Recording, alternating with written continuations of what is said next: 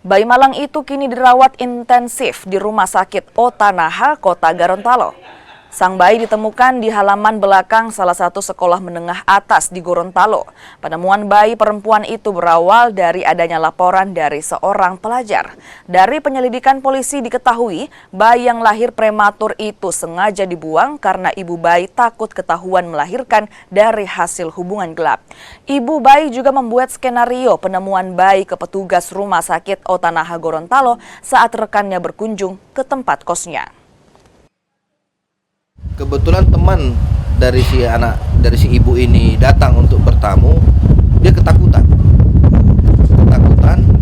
Dengan rasa takut yang dia timbulkan itu, dia sembunyikan ini anak di dalam lemari. Nah, otomatis si kawan begitu masuk melihat bercak darah, panik.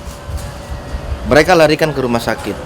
Di situ mereka karena sudah ketakutan, masyarakat sipil sudah ketakutan, membuat skenario yang mana anak ini ditemukan di dalam sebuah tas ransel.